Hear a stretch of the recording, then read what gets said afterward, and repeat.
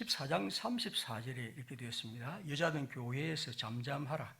그들에게 말하는 것을 허락함이 없나니 율법에 이런 것 같이 오직 복종할 것이요. 여러분, 이 본문을 어떻게 읽는지 모르겠습니다. 여자는 교회에서는 잠잠해라. 여자에게 말하는 것을, 교회에서 여자들이 말하는 것을 허락함이 없다.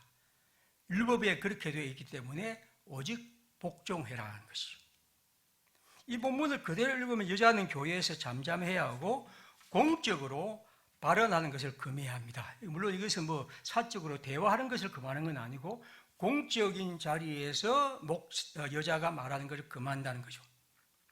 그래서 교회 공동체에는 여자가 말하는 것, 공적인 자리에서 말하는 것을 금해야 한다고 성경은 말합니다. 이와 비슷한 말씀이 디모데전서 2장 11절에도 있습니다. 여자는 일체 순종함으로 조용히 배우라.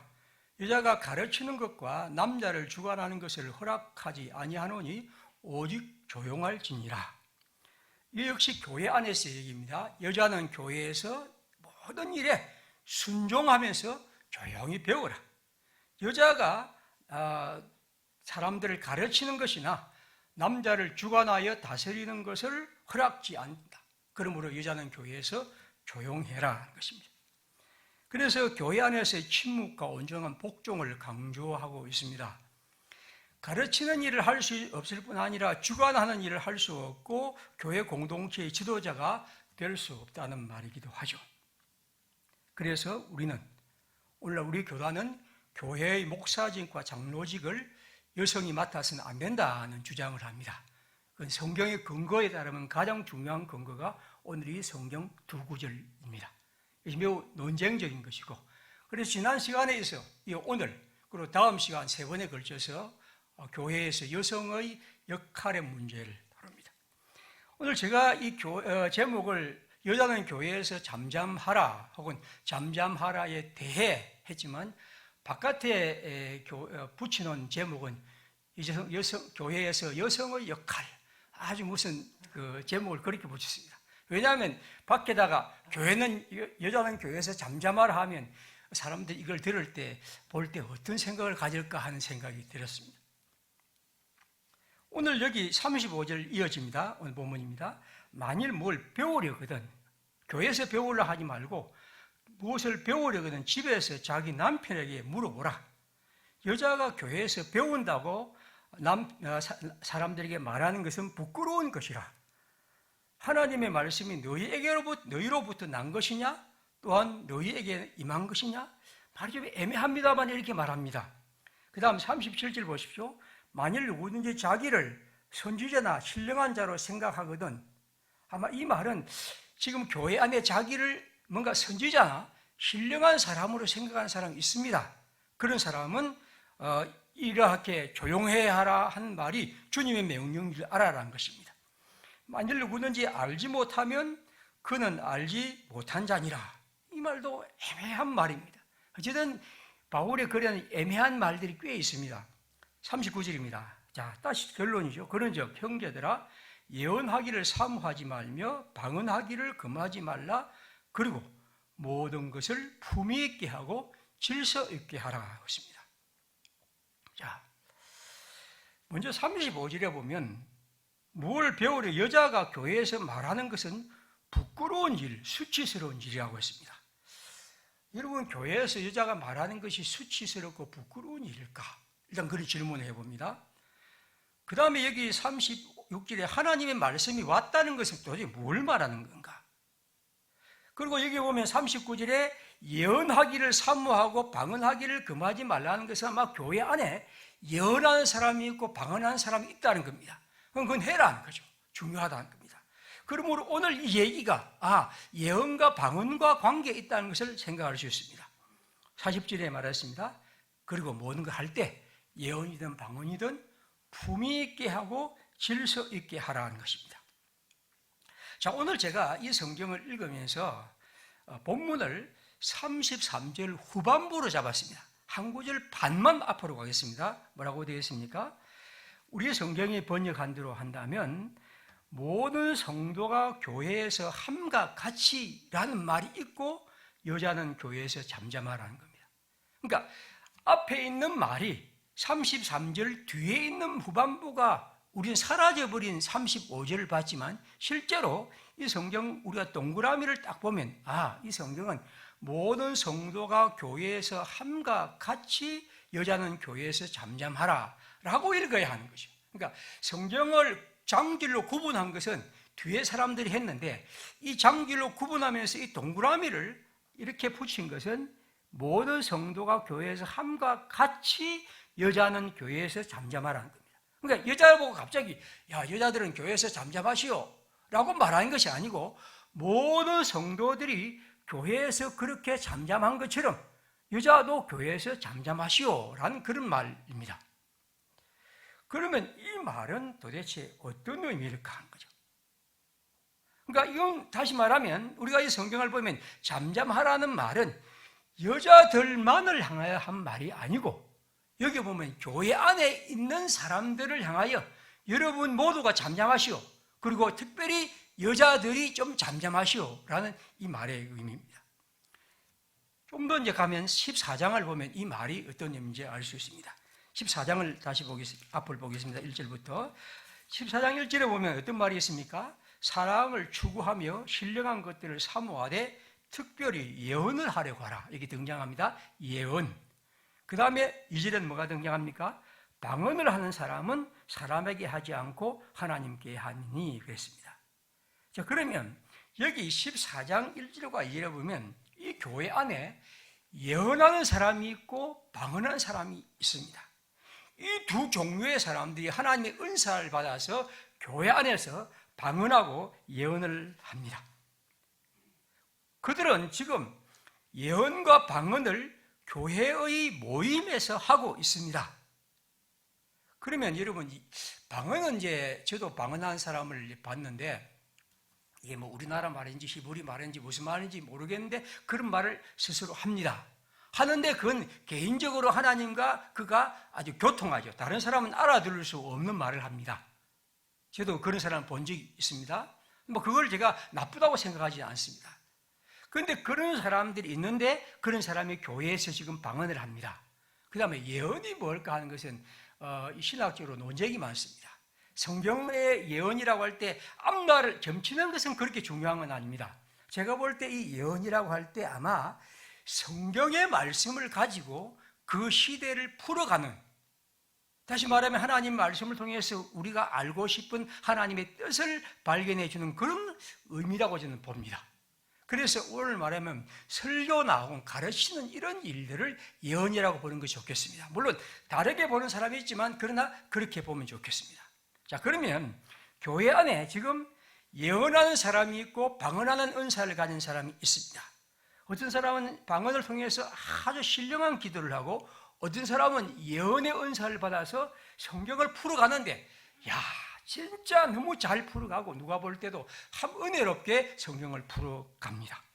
그런데 이제 문제는 어떤 문제가 되냐면 바울은 여기 보면 14장 12절에 보면 방언인데 방언보다는 예언을 하라고 말합니다. 왜냐하면 방언은 어떻게 합니까? 혼자서 이렇게 하기 때문에 다른 사람은 이제 알아들을 수가 없습니다.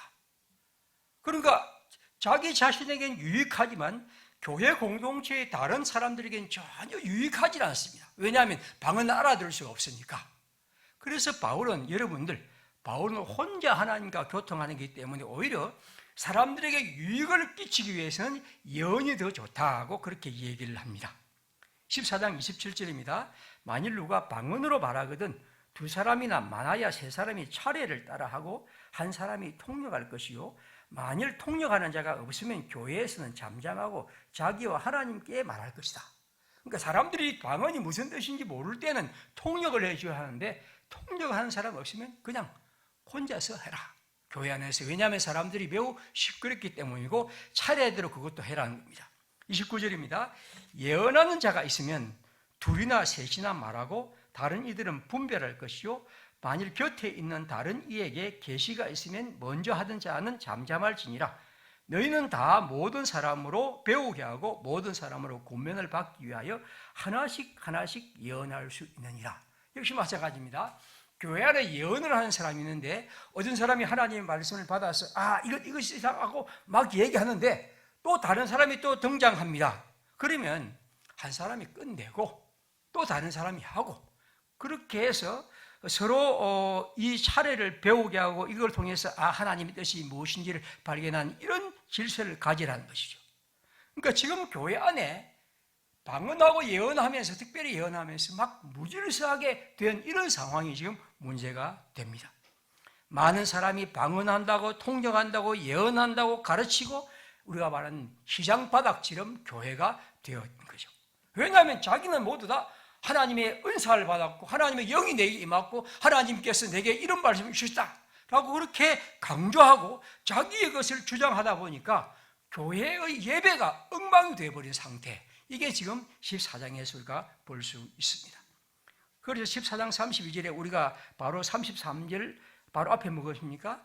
예언하는 자들의 영은 예언하는 자들에게 제재를 받는다.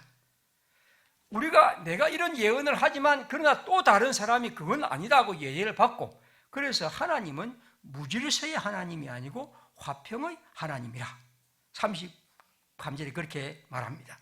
그런 다음에 뭐라고 말했습니까? 모든 사람이 교회에 사는 것처럼 여자도 교회에서 잠잠하라고 말합니다. 오늘 읽은 본문입니다. 39절. 그런즉 내 형제들아 예언하기를 사모하며 방언하기를 금하지 말라. 모든 것을 품위 있게 하고 질서 있게 하라. 자, 이게 우리가 이 성경 말씀의 의미를 알 수가 있습니다. 교회 안에 지금 많은 사람들이 방언하고 예언하는 가운데 교회를 매우 어지럽게 하고 예배가 엉망이 되어버린 상황입니다.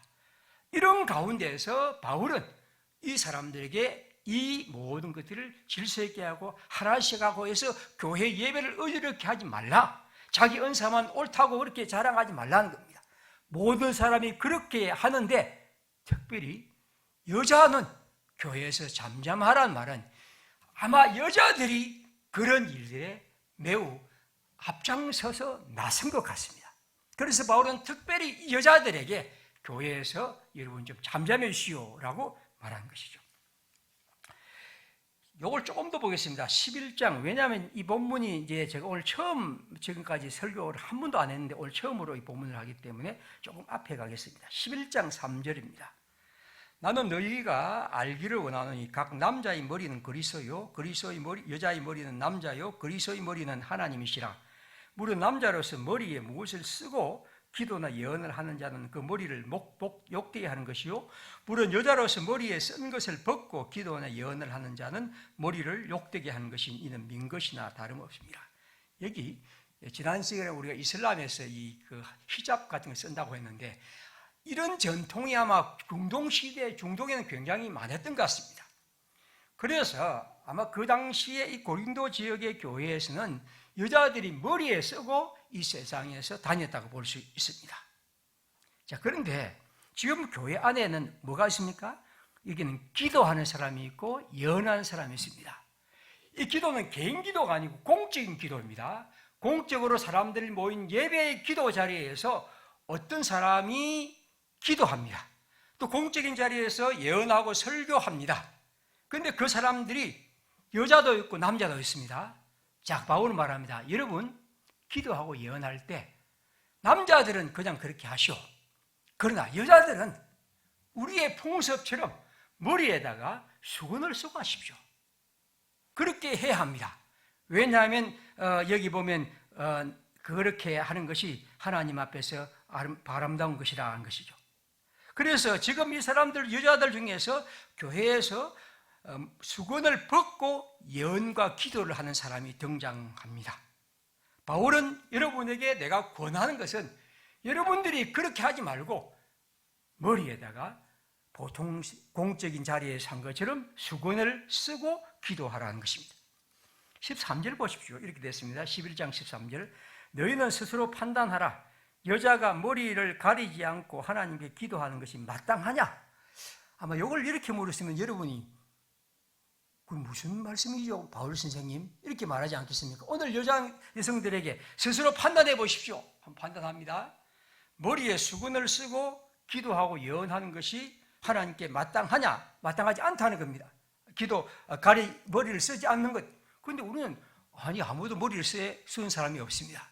그러니까 이 말은 그만큼 이 바울의 마음속에 여러분 반드시 머리에 수건을 쓰고 하나님께 기도해야 한다는 것입니다. 그러면 14장에서 바울은 여자는 교회에서 잠잠하라고 했을 때 그 말의 의미는 아까 말씀드린 교회 안에서의 무질서와 예언과 방언을 서로 나서서 하는 가운데에서 교회를 어지럽히는 문제에서 여자들이 특별히 교회에서 그런 문제를 일으키고 있다는 겁니다. 요 11장에서는 뭡니까? 여자들이 또한 하나님의 교회에서 예언하고 공적인 기도를 하는데 머리에 수건을 쓰고 있지 않다는 거죠. 왜 이렇게 했을까? 신학자들의 추측은 그렇습니다. 그리스도 안에서 모든 사람들이 구원을 얻었고 예수 안에서 남자와 여자가 없고 다 그리스도 안에서 하나라 되고 하나님은 우리에게는 자유를 주셨다면 여성들 중에서는 지금까지 우리의 풍습과 문화를 따라서 지금 우리는 머리에 수건을 썼다. 그러나 하나님 안에서 이건 이제 우리가 자유롭다. 그래서 그들 중에는 이제 교회에 와서는 하나님이 주신 자유를 따라 그 머리에 수건을 벗어버리는 거죠. 우리는 하나님 앞에서 우리의 모습을 진정으로 드리기 위해서 그렇게 자기 자신의 자유를 그렇게 표현합니다. 바울은 말하죠. 여러분, 그것이 11장은 그렇습니다. 여러분이 예언하고 기도하는 건 좋습니다. 그러나 그를 통해서 아마 교회 안에서 여러 가지 문제들, 아마 여자들 가운데에서 혹은 그 당시 나이가 많은 사람들 가운데에서 혹은 또 오랜 전통에 있는 사람들 중에서는 교회가 왜 그래? 이건 우리의 문화와 전통과 우리가 갖고 있는 풍습을 파괴하는구나 라는 그런 사람들이 생겨날 수 있다고 볼 수 있죠. 오늘날도 우리가 어떤 새로운 일을 하면 사실상 그 받아들이기 힘든 사람들이 꽤 많지 않습니까? 아마 그 시대도 그런 문제인 것 같습니다.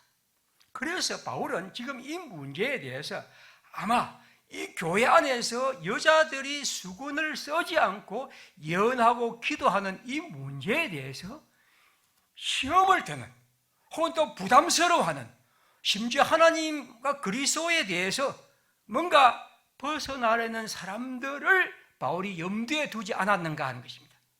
바울은 이것을 직접 설명하지 않지만 바울이 전체적으로 볼 땐 그런 의미입니다. 바울이 구태여 여러분 여자들이요 머리에 수건을 쓰고 하나님께 예언하고 기도하라는 것은 그런 의미입니다.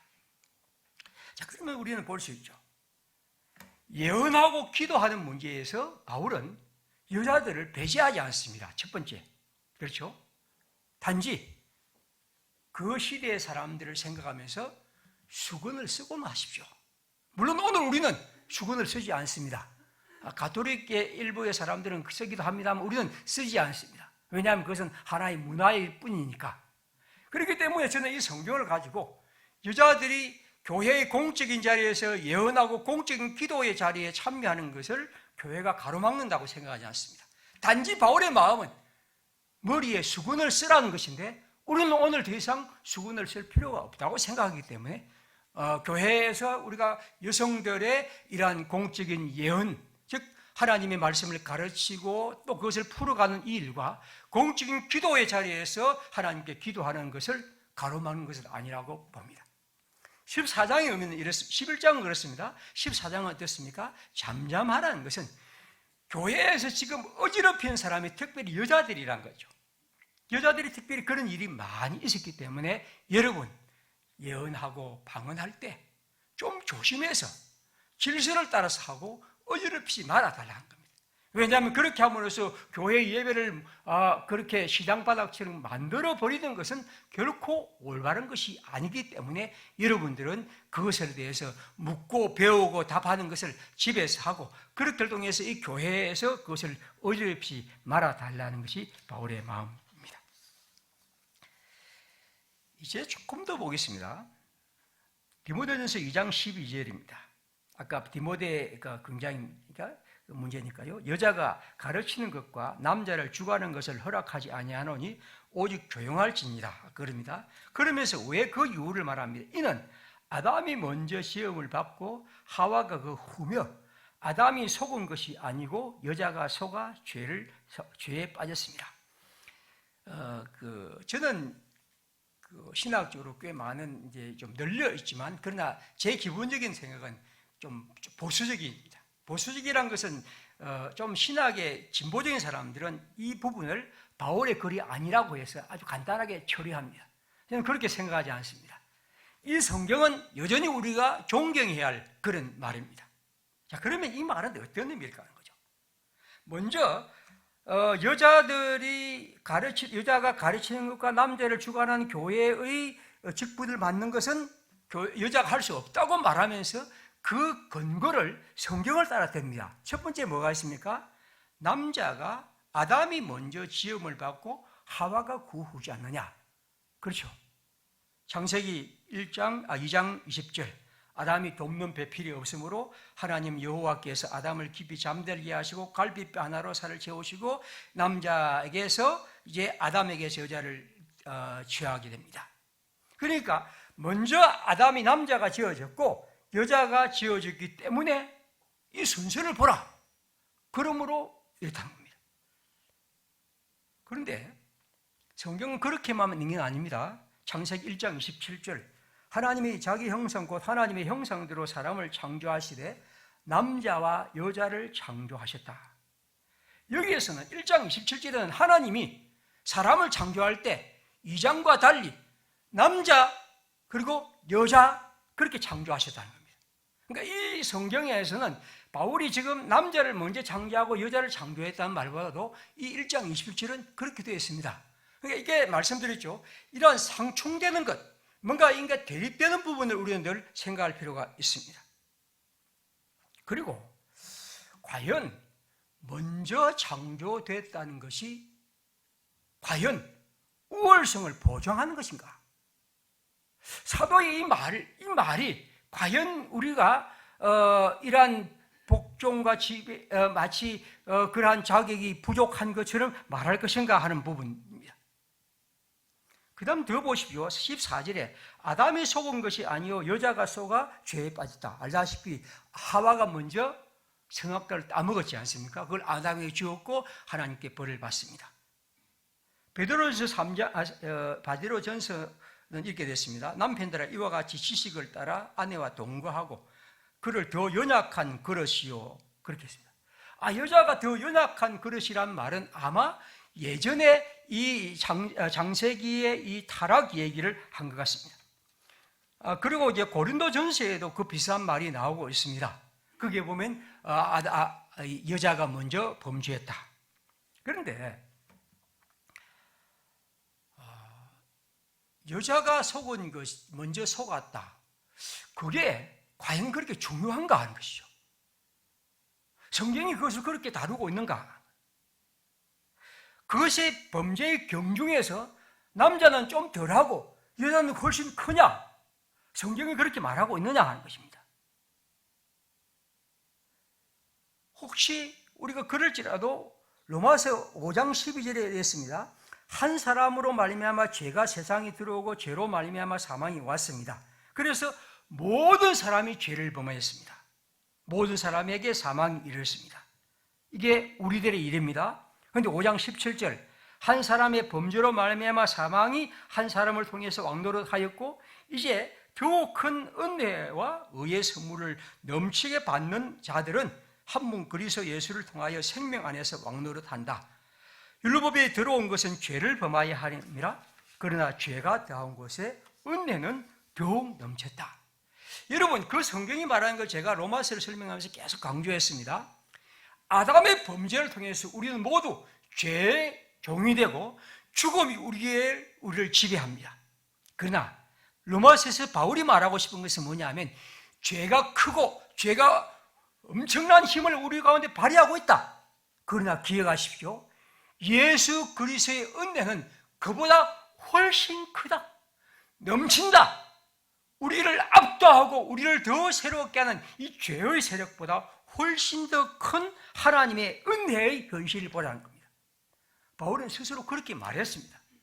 다시 말하면 누가 먼저 죄를 지었나? 누가 먼저 태어났나? 이건 실제로 하나님의 법칙에는 그렇게 전혀 중요하지 않는 문제입니다. 그런데 바울은 이 얘기를 하지만 실제로 다른 성경에서 바울은 그 모든 것보다도 하나님의 예수의 십자가의 은혜에 더 큰 얘기를 하고 우리로 예전의 모든 것들과 관계없는 주님의 놀라운 예수의 능력을 말하고 있습니다.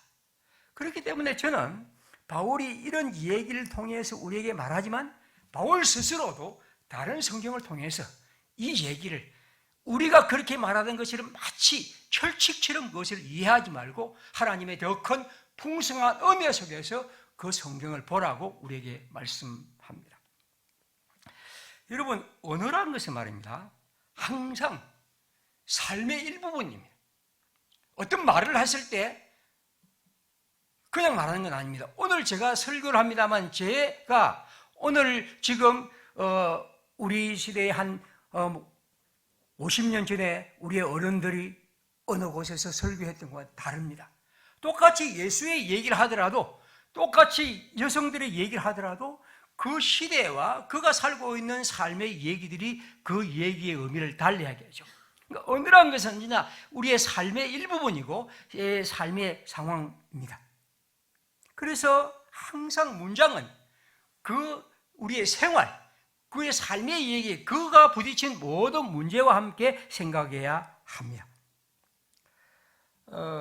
발터 베냐민이라는 사람이 이런 글을 썼습니다. 그거는 친구가 있는데 브레이트라는 친구의 작업실에 가면 그 천장을 떠받치고 있는 긴 대들보에 이런 글씨가 있다고 합니다. 진리는 구체적이다. 그런데 그 진리는 구체적인 대들보 앞에 그 앞에 창문 특유의 그 글을 보면서 또 고개를 끄덕거릴 수 있는 작은 당나귀가 있다는 거죠. 그리고 당나귀 목에 작은 표지판을 걸고 다음과 같이 썼다. 나도 그것을 이해해야 해. 무슨 말입니까? 브레이트란 시인의 집에 가면 대들보에 진리는 구체적이다고 되어 있고 그 맞은편 창문 특유의 작은 당나귀가 자기 그 안에다가 나도 그것을 이해해야 한다는 것이죠. 그건 뭘로 말합니까?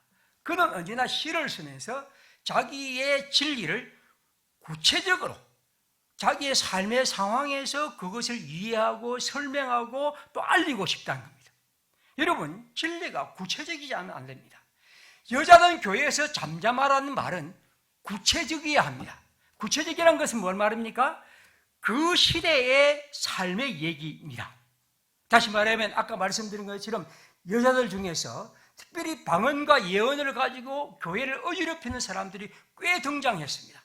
특별히 하나님의 자유를 얻은 사람으로서 자신들이 받은 방언과 예언을 질서 없게 무질서하게 하며 교회를 어지럽히는 사람들이 여성들 가운데 꽤 많았다고 볼 수 있습니다.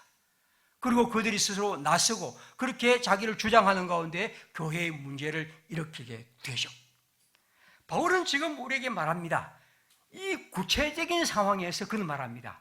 여자는 모든 사람들이 하는 것처럼 교회에서는 잠잠하시오. 그러나 그 잠잠하시오라는 이 말은 이제 오늘 우리의 시대에 와서는 그 얘기를 그대로 외우고 그대로 그것이 마치 진리처럼 우리 속에서 모든 여자는 잠잠하시오 교회 와서는 그래서 목사가 될 수 없고 장로가 될 수 없다고 얘기하는 것은 아니죠. 왜냐하면 그 시대에 바울은 매우 정직한 사람이고 매우 구체적인 사람이고 그는 하나님의 진리와 복음이 그 시대에서 뭔가 문제를 일으키고 있는 사람들을 통해서 지금 가로막혀 있는 문제를 해결하기 위해서 그는 그 얘기를 합니다. 오늘 우리가 이 성경을 통해서 기억하고 싶은 것은 그것입니다. 하나님의 교회에서 우리는 하나님의 교회의 진리가 우리의 생활과 우리의 삶에서 구체적이어야 합니다. 11장 33절에 뭐라고 했습니까? 너희는 스스로 판단하라. 여자가 머리를 가리지 않고 하나님께 기도하는 것은 마땅하냐? 만일 남자에게 긴 머리가 있으면 자기에게 부끄러움을 대는 것을 본성이 너희에게 가르치지 아니하느냐? 여러분, 이걸 여러분 속에서 아멘이라고 말하는 사람 있습니까? 남자든 여자든 남자에게 긴 머리가 있으면 자기에게 부끄러움이 되는 것을 본성이 너희에게 가르칩니까? 우리는 가르치지 않습니다. 그건 아무 문제가 없다고 봅니다. 그가 머리가 짧든 길든 여자가 수건을 쓰든 말든. 그런데 이 얘기는 바울은 마치 너무나 중요한 것처럼 부끄러움이 것이 아니냐, 가르치지 않느냐고 말합니다. 그것은 그 시대에 맞게 바울은 우리에게 말하고 있을 뿐입니다. 그래서 바울은 이렇게 말한 다음에 11장 8절에 남자가 여자에게서 났지만 남자가 여자에게서 난 것이 아니요 여자가 남자에게서 났으며 그러나 주 안에는 남자 없이 여자만 있지 않고 여자 없이 남자만 있지 아니하니라. 여자가 남자에서 난 것 같이 남자도 여자로 말미암아 났으니라. 그리고 모든 것이 하나님에게서 났느니라. 우리가 누구에게서 났다는 이 얘기를 갖고 처음에서 아담에게서 여자가 났다는 말을 그렇게 많이 강조하지만 실제로 우리 모두는 하나님에게서 났는데 그것이 무슨 그렇게 크게 중요한 문제냐고 스스로 자기의 논리를 이렇게 하면 설명하고 있습니다. 만약 머리에 수건을 쓰는 것이 바울이 말한 것처럼 그렇게 중요하다면 오늘도 우리는 머리에 모조리 수건을 써야죠. 그리고 여자가 교회에서 말하지 말아야 한다면 여자는 아무 말도 하지 않고 주일학교 교사들도 가르치는 문제도 있으니까 아이들이라고 깔보는 건 아니지 않습니까? 하지 말아야 해요. 오늘 우리는 하나님의 말씀에서 사도가 말하고 싶은 그 중요한 말, 즉 바울의 권해는 무엇입니까? 하나님의 말씀이 지금 이 여자들의 일부의 무리 때문에 어지럽히고 교회가 그를 통해서 많은 문제를 안고 있단 말이죠. 그래서 바울은 여러분 예언과 방언을 할 때마다 항상 질서 있게 하고 조심스럽게 하고 조용하고 그렇게 해서 하나님의 교회와 예배를 어지럽게 마십시오. 그런데 너무 그러니까 바울은 말합니다. 모든 사람들이 그런 것처럼 여자는 교회에서 잠잠하십시오. 여러분이 혹시 배우려거든 집에서 배우십시오. 배우면서 떠들고 그렇게 해서 엉망으로 만들지 말아달라는 겁니다. 말씀을 드렸습니다. 바울의 가장 중요한 마음은 무엇입니까? 하나님의 복음입니다. 그의 처음도 마지막도 시작도 중심도. 다시 말하면 그는 하나님의 말씀이 막히지 않는 것이 그의 유일한 마음입니다. 그래서 항상 우리가 어떤 것을 해석할 때 가장 중요한 것은 복음의 역사입니다. 내 생각이 아니라 하나님의 복음의 역사를 볼 때 하나님의 복음의 말씀이 바로 우리에게 가장 중요한 것이죠. 그래서 기도서 2장 4절에 바울은 말합니다. 그들로 젊은 여자들을 교훈하되 그 남편과 자녀를 사랑하며 신중하며 순전하며 집안일을 하며 선호하며 자기 남편에게 복종하게 하라. 사람들은 집안일을 하며 여자는 밖으로 나서지 말아야 한다고 말하고 남편에게 복종하게 하라. 그런 말만 하는데 바울의 마음은 무엇입니까? 이는 왜 그렇습니까? 하나님의 말씀이 비방을 받지 않게 하려 합니다. 아마 여기도 어떤 문제가 있을 것 같습니다. 하나님의 말씀이 비방받지 않는 것 그의 유일한 마음입니다. 베드로전서 3장 1절 아내들아 이와 같이 자기 남편에게 순종하라. 이는 혹 말씀을 순종하지 않는 자라도 말로 맘지 않고 그 아내의 행실로 말미암아 구원을 받게 하려 함이라. 7장 16절 고장 고린도서 아내든 자여 네가 남편을 구원할는지 어찌 알 수 있으며 남편은 자여 네가 아내를 구원할지 어찌 알 수 있으리요.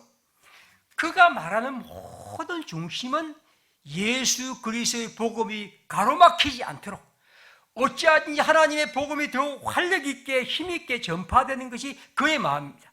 그것을 위해서 남편이든 아내든 여자든 남자든 혹시 내가 하나님의 말씀을 이런 일을 통해서 가로막는다면 바로 이것을 위해서 바울은 말합니다. 특별히 고린도 교회에서 바로 그렇게 여자들이 그 문제를 일으키고 있었고 바울은 그 문제에 대해서 말합니다. 그러므로 여러분 오늘날 만약 여자들이 그런 문제를 일으킨다면 우리는 여전히 말할 수 있겠죠. 그러나 지금은 그런 시대와 전혀 반대. 오히려 오늘은 여성의 참여가 그 어느 시대보다 더 활발하게 일어나고 있고 또 그것을 우리의 시대가 그것을 요구하고 그렇게 합니다. 그렇다면 교회는 이런 문제에 대해서 지금까지 바울이 갖고 있는 이 생각 속에 담긴 뜻을 바로잡아서 우리가 안고 하나님의 복음이 더 힘있게 전파되기 위하면 우리는 하나님의 복음을 여성들의 이 진출과 그들의 삶에 대해서 더 큰 관심을 가져야 한다고 볼 수 있습니다. 말씀을 했습니다. 얼마 전에 제가 말씀을 드렸는데 이제 우리 아이들하고 한번 대화를 하니까 아이들이 이렇게 말하더라고요. 여자는 교회에서 목사와 장로가 될 수 없다고 그렇게 우리 교단이 그렇게 말한다니까 아이들은 도대체 이해할 수 없다고 그런 얘기를 하면 난 그게 무슨 말입니까? 라고 얘기를 하더라고요. 이게 뭘 의미하냐면 우리가 그 아이들의 삶이란 것은 여러분 지금 우리가 알고 있는 제 나이에 60, 70, 80에 되는 이런 사람들은 그런 것들이 그냥 뭐 그렇게 여겨져 왔습니다. 그런데 오늘의 시대에는 그렇지 않습니다. 우리의 시대가 이제 여성들의 참여와 그런 일들을 더 활발하게 엮어가는 이런 시대가 있다면 우리가 그런 것이 하나님의 복음이 나갈 길이 한다면 우리는 지금까지의 이런 틀에서 벗어나야 합니다. 오히려 하나님의 교회에서 여성들의 지도력과 그들이 하나님 복음에 위해서 참여할 수 있는 길을 열어주는 것, 또 그런 제도적 장벽을 허물고 그들이 하나님의 교회를 위해서 할 수 있는 역할을 할 수 있도록 해가는 것입니다. 물론 다음 주일에 제가 이제 가장 중요한 예수님의 말씀을 드리겠습니다. 어떻게 보면 바울과 달리 혹은 구약 성경과 달리 예수님은 단 한 군데도 여성을 차별한 적이 없습니다. 예수의 말씀은 모든 것에서 여성들이 하나님의 교회의 하나님의 복음에 주체적인 참여로 하게 하죠. 어쨌든 우리가 그런 것을 기대하면서 이 바울의 얘기도 여러분 바울의 얘기도 그 시대의 한계에 있지만 그러나 결코 그것을 문자 그대로 해서 여성들은 교회의 지도자가 될 수 없다고 말하는 것은 아닙니다. 하나님의 교회에서는 하나님의 복음을 위하여 열려있는 그런 열정을 갖고 있고 그런 것을 통로로 하는 것은 하나님이 우리에게 반드시 원하는 것이라고 한다면 저는 이 여성은 교회에서 잠잠하라는 이 말의 의미는 바울의 그 고뇌 속에서 그 시대의 복음과 함께 씨름하는 바울의 마음, 교회를 어지럽히고 있는 그러한 사람들을 다독거리고 그들을 더 이제 나무라고 그리고 하나님의 교회의 복음이 활발하게 전하려는 그의 마음임을 기억해야 하겠습니다. 아무튼 우리 모든 주님의 사람들 항상 하나님이 우리에게 주신 어떻게 보면 여성의 문제에서 가장 문제가 되는 바울의 구절들 다음 기회에 좀 더 한번 제가 글로서 설명하겠습니다. 단지 하나 이 말씀은 결코 우리를 그러한 것으로 가름하지 않는다. 오히려 바울의 고민과 고뇌와 복음에 대한 열정을 생각하면서 읽어가기를 바랍니다. 우리 함께 시간 기도하겠습니다. 우리 교회가 이 문제에 대해서 기도하고 또 애쓰고 또 이 문제를 한번 이루어 보려 합니다. 하나님 우리에게 힘 주시고 우리 모든 성도들이 하나님의 복음과 말씀에 굳게 서서 그 일을 하고 또 하나님 우리 교회를 통해서 이루실 일에 대한 기대를 갖고 함께 나아갈 수 있도록 주님 은총을 베풀어 주옵소서. 우리 한번 기도하겠습니다.